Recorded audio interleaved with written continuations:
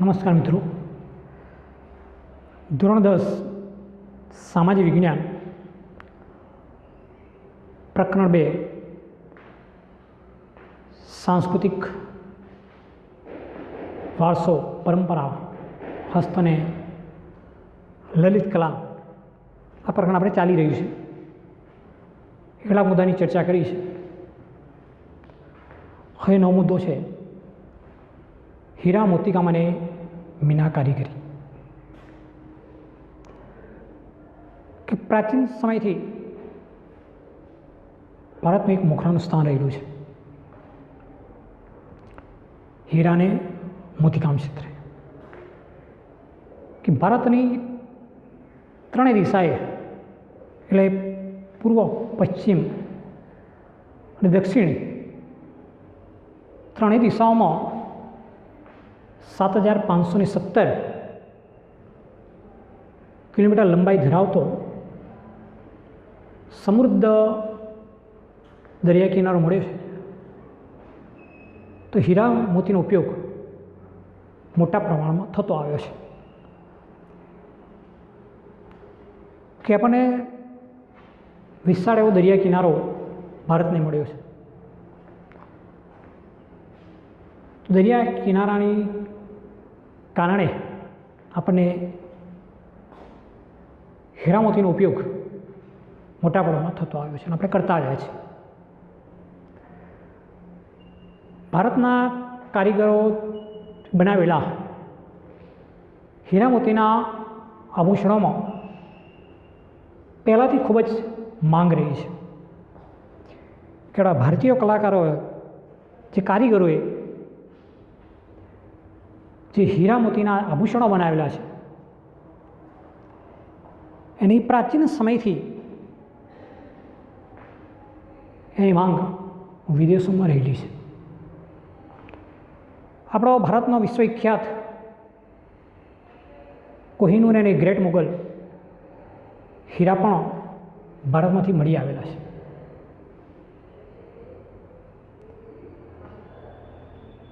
ભારતીય આભૂષણો અલંકારોના શોખીન હોવાથી સોના ચાંદીના દાગીના ઉપરાંત શ્રીમંત વર્ગ, રાજા, મહારાજા, અમીર ઉમરાઓ વૈવિધ્યસભર હીરા મોતીના આભૂષણો પહેરતા. એટલે પ્રાચીન સમયથી આપણા ભારતીયો આભૂષણોના શોખીન રહેલા છે. એટલે સોના ચાંદીના દાગીના, એના ઘરેણાં આપણે પહેલાં પહેરતા આવ્યા છીએ. ભારતીયોની સાથે સાથે આપણા શ્રીમંત વર્ગ છે, રાજા, મહારાજાઓ, અમીર ઉમરાઓ, આ બધા વૈવિધ્યસભર હીરા મોતીના આભૂષણો પહેરતા.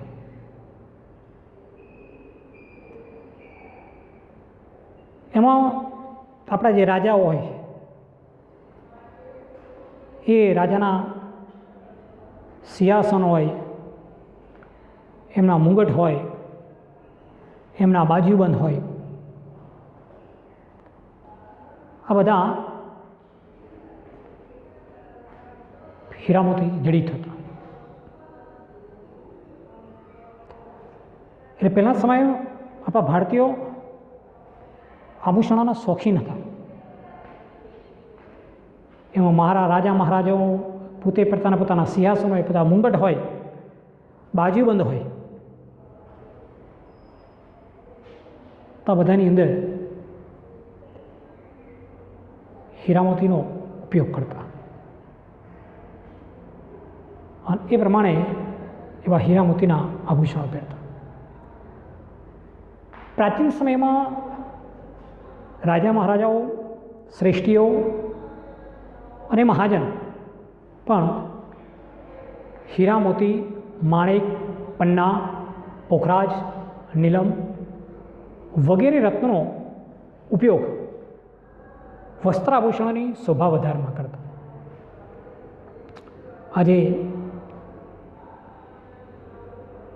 હીરા મોતી આવેલા છે તો આપણા તે સમયના રાજા મહારાજાઓ, શ્રેષ્ઠીઓ અને મહાજન આ હીરાઓનો ઉપયોગ કરતા. એમાં હીરા આવી જાય, મોતી આવી જાય, માણેક, પન્ના, પોખરાજ અને નીલમ આ વગેરે રત્નો હતા. એ રત્નોનો ઉપયોગ પોતાના વસ્ત્ર આભૂષણોની શોભા વધારવામાં કરતા હતા. એટલે પહેલાંના સમયમાં હીરા જડિત આભૂષણો હતા. પછી મોતીકામ દૃષ્ટિએ પણ આપણું ભારત અગ્રેસર રહ્યું છે. એનામાં ખાસ કરીને આપણા ગુજરાતના જે કારીગરો છે એમણે પણ મોતીકામમાં વિશેષ યોગદાન આપેલું છે. મોતીના કલાત્મક તોરણો, માળાઓ, કળશ, ઘૂઘરા, પછી બારી, ચાકડા, લગ્નના નાળિયેર, ઈઢોણી, પંખા, બળદના સુશોભિત મૂળિયા, શિંગડા, ઝૂલ વગેરે ગૂંથવાની કલા અદ્ભુત છે. આ મોતી દ્વારા કલાત્મક રીતે મોતી કારીગરોની કામગીરી છે કે આપણા ઘરના જે તોરણો હોય, પછી જે માળાઓ પહેરવામાં આવતી, કળશ હોય, ઘૂઘરા હોય, આપણી પચીત હોય, બારી, બાણા, લગ્નના નાળિયેર હોય, ઈઢોણી હોય, પંખા, પેલા પંખા હાથવાળા, બળદના જે મોડિયા હોય, શિંગડા, ઝૂલ વગેરેને મોતીકામથી ગૂંથવાની એક અદ્ભુત કળા રહેલી છે. એના મોતીકામ ક્ષેત્રે પણ આપણા ગુજરાતના કારીગરોની એક આગવી વિશેષતા રહેલી છે અને દરેક જગ્યાએ મોતીકામ જોવા મળે છે. દુનિયાભરના દેશોમાં સોના, ચાંદી તથા મીના કારીગરીની કલા, આ કારીગરીમાં ભારત વિશ્વમાં અગ્રેમ સ્થાને છે. સોના ચાંદીના અલંકારો એટલે કે માળા, હાર, વીંટી, એરિંગ, કંગન, ચાંદીનો ઝુમખો માં કૌશલ્ય અને નિપુણતા ધરાવતા કારીગરો મીના કારીગરી વડે લાલ, લીલો અને વાદળી રંગ પૂરીને ઘરેણાની શોભા વધારતા હોય છે. મીના કારીગરોનું કૌશલ્ય ધરાવતા કારીગરો જયપુર, લખનઉ, દિલ્હી, વારાણસી અને હૈદરાબાદમાં સવિશેષ જોવા મળે છે. એટલે હીરા, મોતી અને મીના કારીગરી કે આપણે ભારતીય જે કારીગરો છે એમની જે કલા છે કે હીરા મોતીની અંદર જોયું મોતીકામ, આપણે મીના કારીગરી. મીના કારીગરી ખાસ સમજી લેજો. ઘણીવાર ઓગમમાં બાળકો પ્રશ્ન કરતા હોય કે સાહેબ આ શું છે, કે હીરા મોતીમાં ખ્યાલ આવી જાય. પણ આપણે જે ઘરેણા છે સોના ચાંદીના, એની અંદર જે આપણી માળા હોય કે હાર પહેરતા કે વીંટી હોય, એરિંગ હોય, કંગન હોય કે ચાંદીના ઝુમખાની અંદર, તો એની અંદર કૌશલ્ય નિપુણતા વડે આપણે લાલ કે લીલો અને વાદળી રંગ દ્વારા પૂરીને ઘરેણાની શોભા વધારવાના પ્રયત્નો કરતા વધારવામાં આવે છે. એક નિપુણતા છે. એટલે ઘણીવાર તમે સોના ચાંદીના આભૂષણો જુઓ તો એની અંદર જે લાલ કે લીલો વાદળી રંગ પૂરેલો હોય એ મીના કારીગરી કહેવામાં આવે છે કે એની વિશેષ શોભા વધે એટલા માટે. અને આ કારીગરીનું કૌશલ્ય જયપુર, લખનઉ, વારાણસી, દિલ્હી, હૈદરાબાદ જેવા શહેરોમાં વિશિષ્ટ જોવા મળે છે. એટલે આ પ્રમાણે હીરા માટે મોતીકામ અને મીના કારીગરી એટલે આપણી કારીગરી વિશિષ્ટ રહેલી છે. અને આપણા કારીગરોએ એમાં નિપુણતા ધરાવેલી છે. એટલે વિદેશોમાં પણ આ કારીગરીની ખૂબ જ માંગ રહેલી છે, આ લોકો એને સ્વીકારે છે. એટલે હીરા મોતી અને મીના કારીગરોનો જે પ્રશ્ન આવે તેમાં આ મુજબ આટલા મુદ્દા સાથે આપણે એને સમજાવવાનો છે. ખ્યાલ આવી ગયો? હવે આપણે નવા મુદ્દાની ચર્ચા કરીએ. હવે આપણે આગળ મુદ્દાની એટલે જરીકામની ચર્ચા કરીએ. પ્રાચીન સમયથી જ આપણું ભારત જરીકામ ક્ષેત્રે પણ જાણીતું હતું. જરીકામ એટલે શું? તો સોના અને ચાંદીના જે તારના રૂપમાં જરી બનાવી તેનો ઉપયોગ ભરત ગૂંથણ કલા દ્વારા કિંમતી વસ્ત્રો શણગારમાં થતો. કે સોના અને ચાંદીના જે તાર હોય એટલે તારના રૂપમાં જરી બનાવીને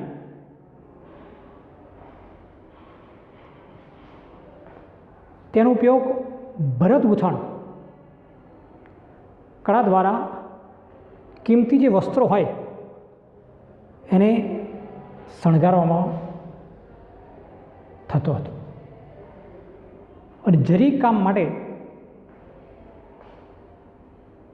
સુરત જાણીતું છે. આજે પણ જરીકામના હુંડર માર્ગે સુરત શહેર જાણીતું છે કે સુરતમાં જરી ઉદ્યોગ ખૂબ જ વિકાસ પામેલો છે. એટલે કિંમતી વસ્ત્રો જે છે એના પર સોના ચાંદીના ઝીણા ઝીણા તાર કાઢવામાં અને તારમાંથી જરી તૈયાર કરવામાં આવતી. એમાં પાનેતર હોય, સાડી હોય, ઘરચોળા હોય જેવા વસ્ત્ર પરિધાન માટે સુરતના કુશળ કારીગરો બેણમૂન કામ કરી આપતા હતા. કે આપણા જે વસ્ત્રો, જે કિંમતી વસ્ત્રો છે એવા વસ્ત્રો પર જરીકામ કરવામાં આવેલું છે. એમાં પાનેતર હોય, સાડી હોય, ઘરચોળા હોય, આ દરેક વસ્ત્રો ઉપર સુરતના કુશળ કારીગરો દ્વારા બેણમૂન જરીકામ કરી આપવામાં આવતું હોય છે. અને એમ એક આગવી વિશેષતા રહેલી છે. એટલે જરી હુંડર માટે સુરત શહેર જાણીતું છે. એટલે સોના અને ચાંદી એના જે તારના રૂપમાં કે ઝીણા ઝીણા એના તાર નીકળે ને વ્રક જે કહેવામાં આવે છે એની અંદરથી એના જે કુશળ કારીગરો દ્વારા વસ્ત્રો પર પરિધાન કરી એ હુન્નર ઉદ્યોગ તેનો વિકાસ પામે કરી આપતા, એવી વિવિધતા એ ધરાવતા સુરતના કુશળ કારીગરો. આ એમને એક આગવી વિશેષતા રહેલી છે કારીગરોની. અને આ હુન્નર ઉદ્યોગ માટે સુરત શહેર જાણીતું છે. એટલે હીરા ઉદ્યોગ માટે અને જરી કામ માટે સુરતમાં આ હુન્નર જાણીતું છે અને સુરત એનું કેન્દ્ર છે. પછીનો મુદ્દો છે ધાતુકામ. પ્રાચીન કાળથી જ ધાતુકામ ક્ષેત્રે ભારત પોતાનું આગવી વિશેષતા ધરાવે છે. પ્રાચીન સમયથી આપણે ધાતુકલા ક્ષેત્રે આપણું વિશિષ્ટ પ્રદાન રહેલું છે. પાષાણ યુગ પછી ધાતુ યુગમાં ધાતુ વિદ્યા વિકસી. કે પહેલાં પ્રાચીન સમય પાષાણ યુગ હતો અને પાષાણ યુગ પછી ધાતુ યુગ આવ્યો. એ ધાતુ યુગની અંદર આ ધાતુ વિદ્યાનો વિકાસ થયો. એમાં લોથલના કારીગરોએ બનાવેલા धातुमांथी बनावेला दातरड़ा, साड़ीओ, वळांकवाળી करवत, आरा, सोय जेवा तांबा अने कांसाना औजारो बनाववाना होવાનું જણાવ્યું છે। કે લોથલ જાણકારી મળી આવી તો આપણી અંદર કામ કરવા એવું મળી આવ્યું કે ધાતુમાંથી બનાવેલા દાતરડા, સાડીઓ, વળાંકવાળી કરવત, આરા અને સોય જેવા તાંબાના અને કાંસાના ઓજારો બનાવતા હોવાનું જણાવ્યું છે।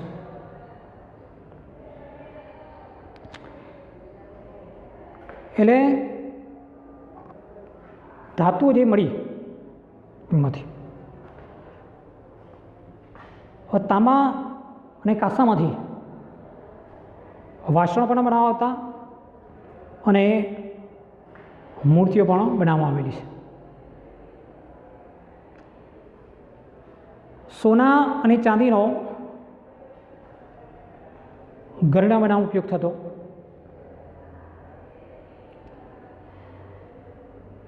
અને લોખંડનો શસ્ત્રો અને ઓજારો બનાવવાનો ઉપયોગ થતો। એમાં તાંબા અને કાંસાના વાસણોનો ઉપયોગ કર્યો છે। એમાંથી મૂર્તિઓ બનાવવામાં આવતી।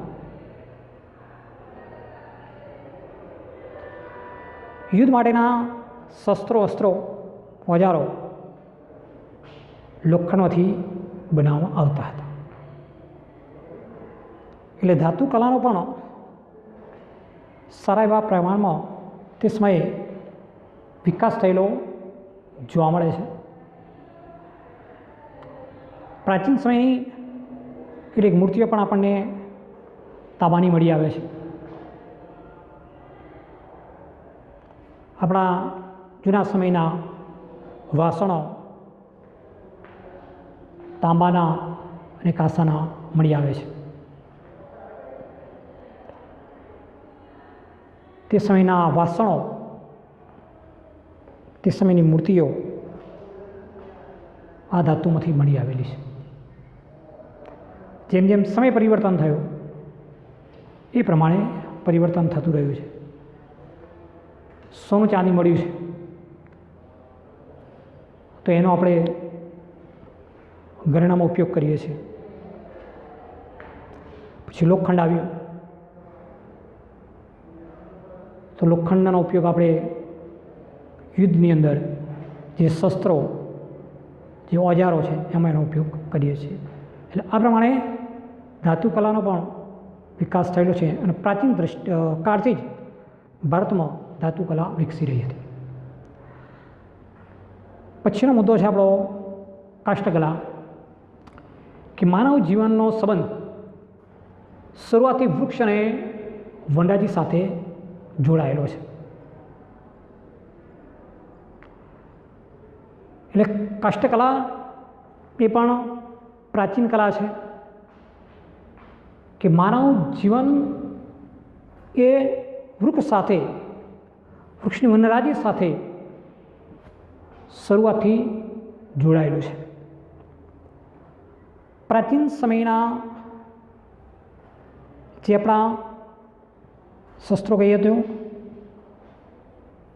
આપણા રમકડા, ઘરના બાણીબારણા, મકાનો, શાક, થાંભલીઓ,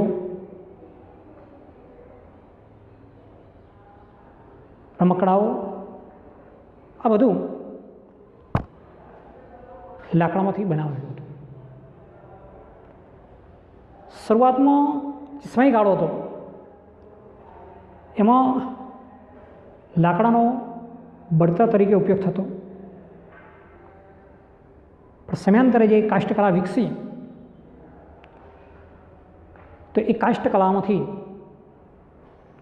આપણે રમકડા બનાવ્યા, ઘરના બારીબારણા, થાંભલીઓ, શાક, બાર શાક જે કહીએ, આ દરેક જગ્યાએ આપણે કાષ્ઠકલાનો ઉપયોગ કરેલો છે.